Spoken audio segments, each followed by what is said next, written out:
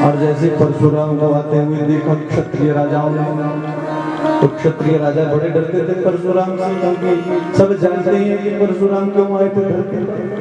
सारे राजा थर काम कर रहे बोले अब आई बारी है ना। और जो कपटी कुटिल राजा थे वो प्रसन्न होने लगे, बोले अब इस राम की तो बारी आई गई, ये नहीं छोड़ेंगे, परशुराम नहीं छोड़ने वाले।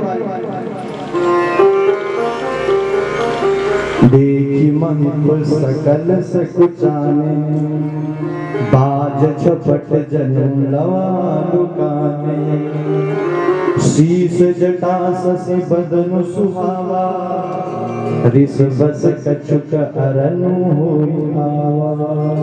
परशुराम का स्वरूप कैसा है हमारा? दूसरे भोले बाबा के समान है, जटा जटाधारी है ना, कंधे पर फरसा, कंधे पर एक कंधे पर फरसा लेकर के और एक कंधे पर जनेऊ लटका हुआ है, मोटा सा जनेऊ। तो राम लक्ष्मण जी ने देखा, बोले महाराज ऐसा विलक्षण, ऐसी विलक्षण छवि पहले कभी नहीं देखी है ना। एक तो जनेऊधारी, ऊपर से अस्त्र शस्त्रधारी है ना, और ऊपर से जटाधारी साधु का भेष बनाया है। लेकिन लक्ष्मण ने यहाँ पर कुछ नहीं बोला, सारी सभा स्तब्ध है। जनक जी महाराज हाथ जोड़ करके चरणों में गिर गए, महाराज आओ आपका स्वागत है। बोले राजन ये बताओ कि धनुष किसने तोड़ा? यहाँ पर बड़ा सुंदर संवाद है महाराज, इस पर ही बोलना पड़े तो 1.5-2 घंटा तो यहीं पर ही लग जाता है। रामचरितमानस अथाह है, समुद्र है ना, लेकिन हम ऊपर से तैरते हुए आपको इस कथा का अवलोकन कराएं महाराज। जब कोई उत्तर नहीं दे सका तो राम जी बोले नाथ संबुदनु पंज निहारा, होई केहू एक दास तुम्हारा। बोले महाराज किसने तोड़ना था? तुम आपका दास ही है जिसने तोड़ा। बोले दास का काम ललकारना नहीं होता, किसी को ललकारना नहीं होता। अरे इस धनुष को तोड़ करके तो मुझे किसी ने युद्ध के लिए चुनौती दी। आय सुता कही कीन मोही, सुनी निसाई बोली मुनि को। क्रोधित होकर के परशुराम राम जी से कह रहे हैं, लक्ष्मण जी को क्रोध आया, बोले भैया के ऊपर को, भैया के साथ जो है ऐसे क्रोधित होकर के बात कर रहा है।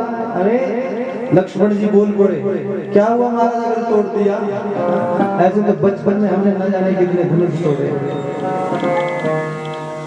क्रोध करने की क्या आवश्यकता है? जितना कहना था महाराज, परशुराम आग बबूला हो गया। बोले बेटा तुम्हारा रूप देख करके मुझे दया आएगी है ना, तुम बहुत छोटे हो, तुम्हारी जगह कोई और क्षत्रिय राजा होता तो मैं इसी समय अपने फरसे से उसके गर्दन को धड़ से अलग कर देता।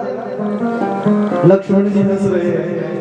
लक्ष्मण ने जो परशुराम जी को चिढ़ाया महाराज क्या बताएं, बस समझ जाओ थोड़ी शब्दों में। परशुराम जी को बड़ा क्रोध आ रहा है, लेकिन राम जी तो बोला, राम जी ने परशुराम जैसे राम जी की ओर देखते हैं, राम जी की मुखारविंद की ओर देखते हैं तो सारा क्रोध ठंडा हो जाता है। अस्त्र शस्त्र उठा करके जो है कभी कभी लक्ष्मण जी की ओर झपटने भी लगते हैं, लेकिन जब से राम जी की छवि दिखाई देती है फिर से शांत हो जाते हैं और अपने आप से ही पूछ रहे हैं, ना जाने इस बालक को देख करके मेरा क्रोध शांत क्यों हो जा रहा है, समझ में नहीं आ रहा।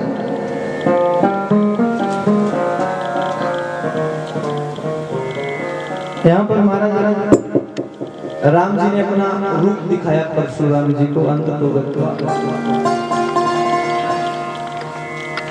अपना जब स्वरूप दिखाया तो परशुराम जी की आंखों से आंसू आ गए।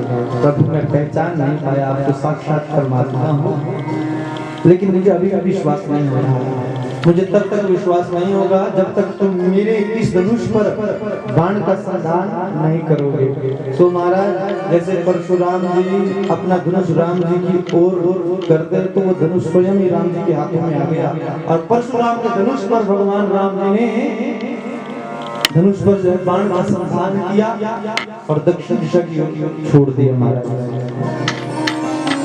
तब जो है परशुराम जी को विश्वास हुआ कि साक्षात भगवान ही है, मेरे धनुष पर कोई इस तरह से बाण संधान नहीं कर सकता, क्योंकि परशुराम के पास भी जो धनुष है वो कोई साधारण धनुष नहीं है हमारा।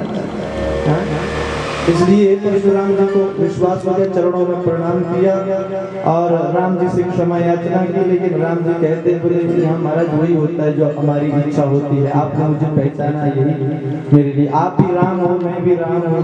क्या हुआ अगर आपने परसा उठाने के साथ आपके नाम के साथ परशु शब्द जुड़ गया है, लेकिन हम है तो राम ही। और परशुराम यहाँ से तपस्या करने के लिए चले गए। अब विश्वामित्र जी ने पत्र लिखा महाराज चक्रवर्ती